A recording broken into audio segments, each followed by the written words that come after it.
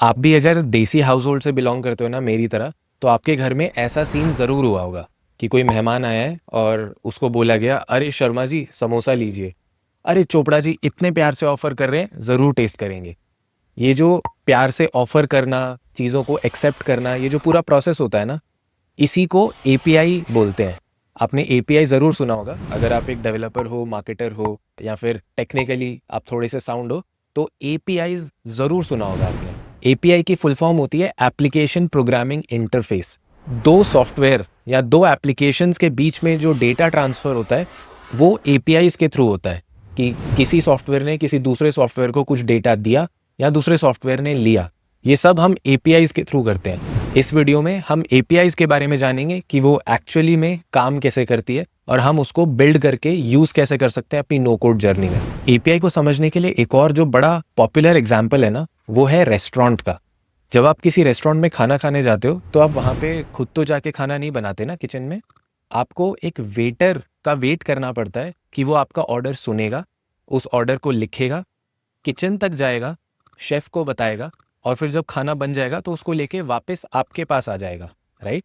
तो यहाँ इस पूरे प्रोसेस में जो वेटर है वो एपीआई का काम करता है कि वो मुझसे पूछता है कि मुझे क्या चाहिए, फिर वो उसको लिख लेता है और वो एपीआई कॉल जाती है किचन तक, जो कि मेरा सर्वर हो सकता है या कोई और एप्लीकेशन हो सकती है, और फिर वहाँ पर वो डेटा जब रेडी हो जाता है तो उसको लेके मेरे पास आ जाता है। तो वेटर एपीआई है और एपीआई का काम यही है कि डेटा को भेजना या डेटा को मांगना। एपीआईज में एक चीज़ होती है मेथड्स, और ये कई प्रकार के होते हैं। तो सबसे पहला होता है गेट मेथड।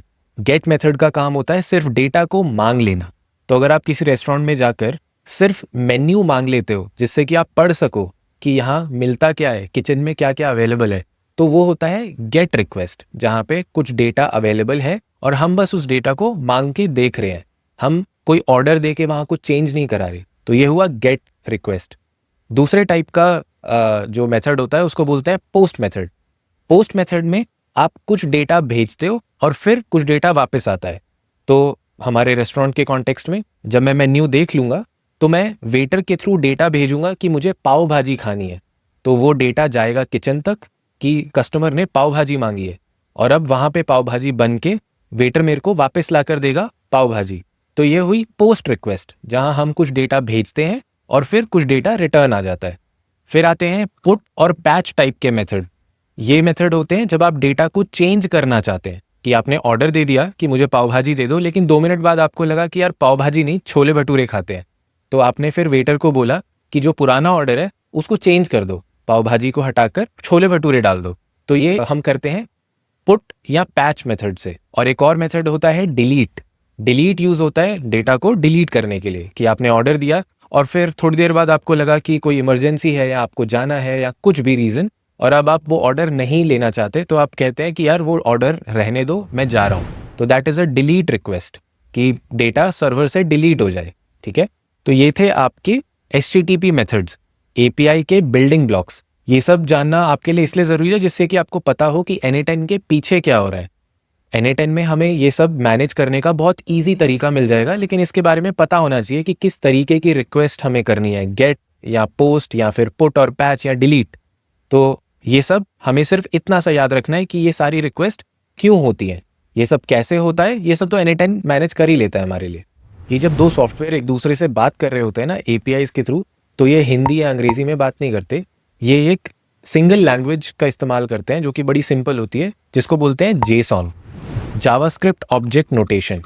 अब ये बड़ी सिंपल सी लैंग्वेज है, यहाँ स्क्रीन पर आपको दिख रही होगी। शुरू में कॉम्प्लेक्स लग सकती है, लेकिन मैं बता रहा हूँ बहुत ही ज़्यादा सिंपल है। जेसॉन काम करता है की वैल्यू पेयर पे। की मतलब चाबी, और वैल्यू मतलब उस पर्टिकुलर चाबी के अंदर का डेटा। ओके, तो जैसे अगर मैंने मांगा रेस्टोरेंट में पाव भाजी, तो उसका की हो सकता है कि डिश क्या है, और डिश के आगे उसकी वैल्यू आएगी, वैल्यू पाव भाजी है। तो डिश कुछ भी हो सकती है, पाव भाजी, छोले भटूरे, पिज्ज़ा। तो डिश की है, उसकी वैल्यू चेंज हो सकती है। ये इतनी सिंपल भाषा है जेसॉन कि इसको ह्यूमंस भी पढ़ सकते हैं और मशीन्स भी। अब ना एक छोटी सी प्रॉब्लम है कि जब हम रेस्टोरेंट में जाते हैं और डेटा मांगते हैं या फिर डेटा भेज देते हैं पोस्ट रिक्वेस्ट में कि मुझे ये ऑर्डर दे दो, वहाँ तो मिल जाएगा, अगर मैं सिनेरियो थोड़ा सा चेंज कर दूं कि कोई भी अजनबी आपके घर में आके आपके फ्रिज में से सामान उठा के मांग ले, तो आप क्या उसको दोगे? आप नहीं दोगे। लेकिन अगर आपका कोई फैमिली मेंबर आपके घर आएगा तो वो जो चाहेंगे आप उनको खिला दोगे, राइट? यहाँ पे एक छोटा सा हम डिस्टिंक्शन करते हैं कि कौन मेरे लिए अजनबी है और कौन मेरा ऑथेंटिकेटेड यूज़र है, कि मैं उसको जानता हूँ। तो यहाँ पर सॉफ्टवेयर की लैंग्वेज में इसको बोलते हैं ऑथेंटिकेशन, कि मैं ऑथेंटिकेट करता हूँ कि जो मुझसे डेटा मांगा जा रहा है वो क्या सही इंसान मांग रहा है या कोई भी रैंडम इंसान मांग रहा है। तो जब हम एपीआई कॉल्स करते हैं ना, तो वहाँ पर एक एपीआई की नाम की चीज़ हमें देनी पड़ती है जो बताती है कि मैं एक ऑथेंटिक यूज़र हूँ, मैंने इस सर्विस का पैसा दिया हुआ है, मैं ये डेटा मांग सकता हूँ। और बाकी लोग जिन्होंने उस सर्विस का पैसा नहीं दिया हुआ वो डेटा नहीं मांग सकते। ठीक है, तो इसीलिए हमारा ऑथेंटिकेशन का सिस्टम एपीआई में बहुत इंपॉर्टेंट होता है। ये भी हम समझेंगे आगे, N8N में देखेंगे। N8N ये सब हमारे लिए खुद से मैनेज करता है, हमारे मेथड्स, हमारा जेसॉन, हमारा ऑथेंटिकेशन, सब कुछ N8N मैनेज करेगा। लेकिन एक कॉन्सेप्ट समझना इंपॉर्टेंट है, एपीआई के ऑथेंटिकेशन मेथड्स भी कई तरह के हो सकते हैं। बियरर टोकन हो सकता है, ओऑथ हो सकता है, अब ओऑथ 2 आ गया है, या फिर नॉर्मल एपीआई की ऑथेंटिकेशन हो सकता है। तो कई तरह की ऑथेंटिकेशंस हैं, वो सारी की सारी N8N सपोर्ट करता है। तो अब बातें बहुत हुई, इसको N8N में देख लेते हैं कि ये सब काम कैसे करता है और कुछ एपीआई से बात करके देखते हैं। तो क्या होता है, मोस्ट ऑफ द टाइम जब लोग एपीआई पहली बार पढ़ रहे होते हैं ना, तो वो वेदर एपीआई या ऐसी कोई सिंपल एपीआई से शुरू करते हैं। बट मेरा ओपिनियन थोड़ा डिफरेंट है। अब हम 2025 में आ चुके हैं, हम एआई यूज़ कर रहे हैं, तो मैं चाहता हूँ कि हम सब लोग जो बिगिनर्स हैं वो ओपन एआई या फिर चैट जीपीटी की जो पेरेंट कंपनी है उस एपीआई से बात करके उससे डेटा मंगाएं और उसको डेटा भेजें। आप चाहें तो कोई भी और एपीआई यूज़ कर सकते हैं जो फ्रीली अवेलेबल हो। ओपन एआई यूज़ करने के लिए थोड़ा पैसा देना पड़ता है, $5 $10। बट मैं आज यही यूज़ करके दिखाऊंगा क्योंकि ये ज़्यादा एक्साइटिंग है। एआई से बात करना एपीआई के थ्रू बिना कोड लिखे बहुत ज़्यादा एक्साइटिंग है। तो आज देखते हैं इसको कैसे करें। तो मैं आऊँगा platform.openai.com पर। आप याद रखना कि जो नॉर्मल चैट जीपीटी का सब्सक्रिप्शन है उससे आप एपीआई नहीं एक्सेस कर सकते। एपीआई एक्सेस करने के लिए आपको platform.openai.com पर आना होता है। यहाँ पे आप अकाउंट बनाइए, सेटिंग्स में जाकर बिलिंग, और यहाँ पे आप क्रेडिट्स ऐड कर लीजिए। तो मैंने $100 ऐड किया था, अभी $18 बचा है। आप यहाँ पे $5 ऐड कर दीजिए, वापस आ जाइए, परफेक्ट। अब हम पहले यहाँ पर एपीआई डॉक्यूमेंटेशन को पढ़ के सीखेंगे कि कौन सी चीज़ क्या होती है, हमें उसको कहाँ यूज़ करना है, और फिर इसको करके देखेंगे N8N में। तो मैं ओपन एआई में टेक्स्ट एंड प्रॉम्प्टिंग में जाऊँगा क्योंकि मैं एक टेक्स्ट कंप्लीशन ओपन एआई से मांगना चाहता हूँ कि मैं उसको कुछ मैसेज भेजूँ और वो मुझे उसका जवाब भेज दे। ठीक है, तो जब मैं टेक्स्ट जनरेशन पे आऊँगा तो यहाँ पे आप देखेंगे कि ये कह रहा है here's a simple example using responses API, मुझे यही यूज़ करनी है। तो ये कर्ल रिक्वेस्ट है। आप यहाँ पर देख सकते हैं कि यहाँ पे जावास्क्रिप्ट, पाइथन ये भी अवेलेबल है, लेकिन मोस्ट ऑफ द टाइम आप कोई भी एपीआई डॉक्यूमेंटेशन जब पढ़ रहे हो तो सबसे इजी होता है कर्ल को पढ़ना। ओके, अब देखेंगे कर्ल में सबसे पहले आपको मिलेगा ये यूआरएल। ये होता है हमारा एपीआई एंड पॉइंट। ठीक है, तो एपीआई यूआरएल भी कहते हैं, एपीआई एंड पॉइंट भी कहते हैं। ये बेसिकली वो वेबसाइट है जहाँ पर हमें एपीआई कॉल को भेजना है। तो ये हुआ मेरा एपीआई एंड पॉइंट। फिर आता है -h नाम से एक लाइन। अब -h क्या होता है, एपीआई के अंदर एक चीज़ होती है हेडर। ठीक है, तो हेडर हमें -h से डिनोट करना है। इसके अंदर हम बता रहे हैं कंटेंट टाइप क्या होगा, एप्लीकेशन जेसॉन। कि आपको याद होगा कि जब दो सॉफ्टवेयर एक दूसरे से बात करते हैं तो वो जेसॉन में करते हैं। यहाँ हम बस उसको बता रहे हैं कि कंटेंट टाइप जेसॉन है। ठीक है, एक और हेडर ऐड होगा यहाँ पर और वो होगा ऑथराइजेशन के लिए। आपको याद होगा कि मैंने बताया था कई टाइप के ऑथराइजेशन या ऑथेंटिकेशन होते हैं, उनमें से एक होता है बेयरर टोकन ऑथराइजेशन। तो ये वही है कि हमें हेडर की में लिखना है ऑथराइजेशन, फिर लिखना है वैल्यू में बेयरर स्पेस हमारा एपीआई की मेरे अकाउंट का यूनिक एपीआई की होगा, और मैं कई सारे एपीआई की बना सकता हूँ। तो ये एपीआई की कैसे बनाते हैं वो भी हम अभी देखेंगे। सो ये हुए मेरे दो हेडर्स। अब जैसे ही आप कर्ल रिक्वेस्ट में पढ़ें -d, ये होता है हमारा बॉडी। बॉडी के अंदर हम उसको डिफाइन कर रहे हैं जब हम डेटा भेज रहे हैं कि मॉडल कौन सा होगा? आपने सुना होगा कि ओपन एआई के कई सारे मॉडल्स हैं, GPT-3, GPT-4, GPT-4.1, ये सारे मॉडल्स हैं। या फिर आपने सुना होगा क्लॉड, सोनेट, या फिर जेमिनाई 2.5, जेमिनाई 1.5, ये सारे मॉडल्स हैं। तो ओपन एआई का यहाँ पे हम मॉडल डिफाइन करेंगे कि मुझे कौन से मॉडल से बात करनी है, और इनपुट डिफाइन करेंगे कि मैं क्या मैसेज भेज रहा हूँ। तो जैसे यहाँ पर एग्जाम्पल में दिया हुआ है, input right a 1 sentence bed time story about a unicorn. ठीक है, तो ये है मेरी एपीआई कॉल जो मैं भेज रहा हूँ। अब उसका रिस्पॉन्स आ रहा है, रिस्पॉन्स कुछ ऐसा आएगा हमको कि टाइप मैसेज, रोल असिस्टेंट, ये सब हम इग्नोर करेंगे। हम कंटेंट के अंदर देखते हैं। कंटेंट के अंदर ये जो टेक्स्ट है, ये मेरा मेन आंसर है मेरे क्वेश्चन का, कि मैंने मांगा था कि एक बेड टाइम स्टोरी बताओ यूनिकॉर्न के बारे में। यहाँ पर वो स्टोरी आ गई। Under the soft glow of the moon, Luna the unicorn dance through the fields of twinkling stardust. तो ये एक स्टोरी है जो उसने, एआई ने मुझे बनाकर भेज दी। हमने एक सिंपल सी रिक्वेस्ट की एपीआई को कि मुझे एक स्टोरी बता, उसने वो मेरे को रिस्पॉन्स में स्टोरी दे दी। सिंपल, यही काम है एपीआई का। ठीक है, अब इसको करके देखते हैं। मैं N10 में आता हूँ, एक नया वर्कफ्लो बनाऊंगा। इसको हम नाम देंगे peoplewho.build API। परफेक्ट। मैं एक नया स्टेप ऐड करता हूँ, ट्रिगर मैनुअली, कि जब भी मैं ट्रिगर करूँ तो ये चले। अब प्लस पे क्लिक करूंगा और एक नया नोड ऐड करूंगा। अब एपीआई कॉल करने के लिए हम कौन सा नोड यूज करेंगे? HTTP request. ठीक है, इसको आप रीनेम भी कर सकते हैं। तो मैं बोलूंगा इसको ओपन एआई रिक्वेस्ट। परफेक्ट। ये गेट रिक्वेस्ट होगी या पोस्ट, हम पोस्ट करेंगे इसको। मुझे कैसे पता कि ये पोस्ट रिक्वेस्ट है? क्योंकि मैं बॉडी भेज रहा हूँ। हम जब गेट रिक्वेस्ट करते हैं तो जनरली हम बॉडी नहीं भेजते, पोस्ट रिक्वेस्ट में हम most of the time body भेजते हैं। तो इसलिए ये पोस्ट रिक्वेस्ट है। यहाँ से अब नेक्स्ट N10 में जो मुझे ऐड करना है वो है URL। इसको हम API URL भी बोलते हैं, API एंड पॉइंट भी बोलते हैं। तो मैं यहाँ से ये URL कॉपी कर लूँगा, कॉपी एंड पेस्ट। परफेक्ट। अब यहाँ पे ऑथेंटिकेशन बोल रहा है।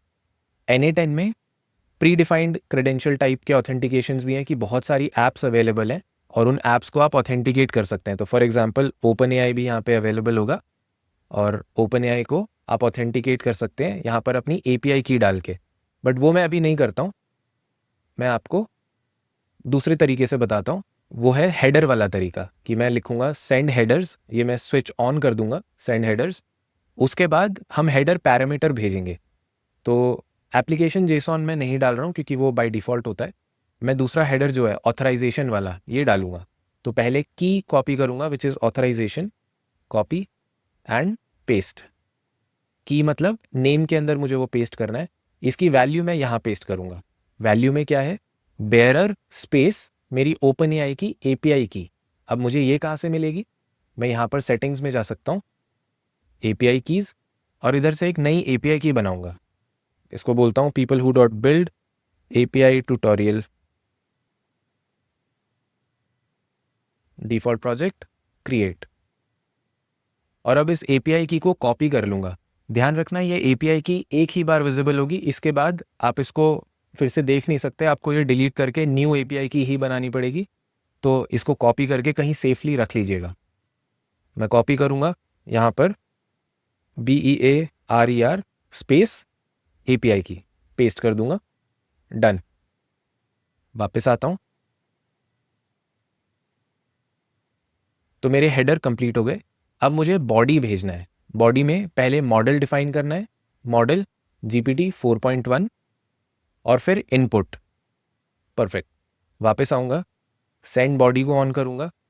कंटेंट टाइप क्या है? जेसॉन। हम यहाँ पर ये स्पेसिफाई बॉडी में यूजिंग फील्ड्स बिलो करेंगे। आप चाहें तो जेसॉन सीधा यहाँ से कॉपी भी कर सकते हैं। अगर मैं चाहूँ तो ये पूरा जेसॉन कॉपी करके भी डाल सकता हूँ इस तरीके से। बट मैं थोड़ा सिंपल मेथड ले लेता हूँ, यूजिंग फील्ड्स हम कर लेते हैं, ये थोड़ा नो कोड में अच्छा मेथड है।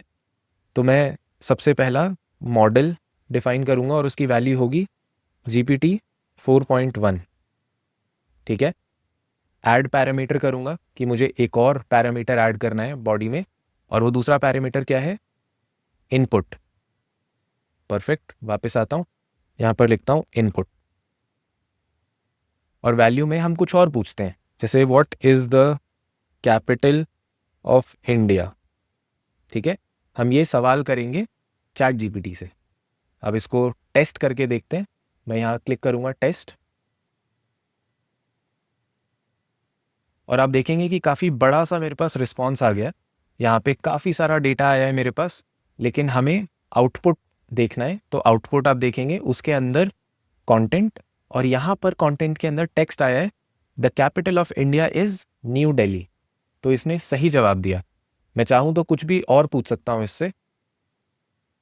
व्हाट इज़ द साइज और what is the distance between Earth and Mars.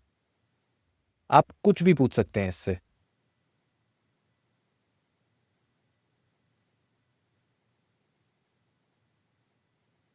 Perfect, मेरे पास बहुत अच्छा आंसर आया, काफ़ी लंबा आंसर दिया इसने। एक बार देखते हैं इसको, मैं इसको स्कीमा में या फिर टेबल में देखते हैं एक्चुअली। यस, सो ये कह रहा है distance between Earth and Mars varies greatly depending upon their position. Here are some reference points. Average distance is 225 million kilometer, क्योंकि दोनों मूव कर रहे हैं तो डिस्टेंस चेंज होता रहेगा, तो इसलिए इसने एक बहुत अच्छी एक्सप्लेनेशन भेजी है। तो मैं कोई भी सवाल कर रहा हूँ एआई को एक एपीआई कॉल के थ्रू, वो उस सवाल का मुझे जवाब ला कर दे रहा है, राइट। तो ये सब हो रहा है एपीआई से। मेरा NA10 जो एक सॉफ्टवेयर है और ओपन एआई जो एक सॉफ्टवेयर है, उन दोनों के बीच बातचीत हो रही है, सवाल जवाब हो रहा है, और ये सब कैसे हो रहा है? एपीआई से। आई होप आपको एपीआई समझ आया होगा। आई होप मेरे पढ़ाने का तरीका आपको अच्छा लग रहा है। मैं कोशिश कर रहा हूँ कि आपको ये सारे कॉन्सेप्ट्स बहुत सिंपली बता सकूँ। कुछ चीज़ें अगर मैं इधर उधर मिस कर दूंगा तो मैं आगे और वीडियोस बनाकर उनको कवर कर लूँगा। तो please write in the comment कि आपको क्या चीज़ें मिसिंग लग रही हैं, कोई और सवाल है जो आप मुझसे पूछना चाहते हैं, किसी और चीज़ पर मैं वीडियो बना सकता हूँ। बट इस वीडियो के लिए आई होप कि आपको एपीआई समझ आई है, आप एपीआई ट्राई करेंगे, और मैं चाहूँगा कि आप एआई टूल को ही एपीआई कॉल करके उससे जवाब मांगे। एआई से बातें करना ना थोड़ा ज़्यादा एक्साइटिंग है, तो सिंपल वेदर एपीआई या सिंपल सी किसी स्टैटिक एपीआई को कॉल करके डेटा मंगाना इतना यूज़फुल नहीं है। आप ओपन एआई यूज़ कीजिए, क्लाउड यूज़ कीजिए, जेमिनाई यूज़ कीजिए, अलग अलग एआई टूल्स के डॉक्यूमेंटेशन को पढ़ के ट्राई कीजिए, उनसे एपीआई कॉल करके डेटा मांगिए। मैंने अभी सिर्फ टेक्स्ट मैसेज भेजा और टेक्स्ट रिस्पॉन्स आया। आप इमेजेस भी मंगा सकते हैं। आप चाहें तो टेक्स्ट भेज सकते हैं कि मुझे घोड़े के ऊपर गधे को बैठाना है, और वो इमेज बना के आपको दे देगा जिसमें घोड़े के ऊपर गधा बैठा होगा। सो ये बड़ा इंटरेस्टिंग है, आप ट्राई कीजिए, and let me know in the comments if you want something else as a video. Thanks a lot and don't forget to subscribe. Thank you.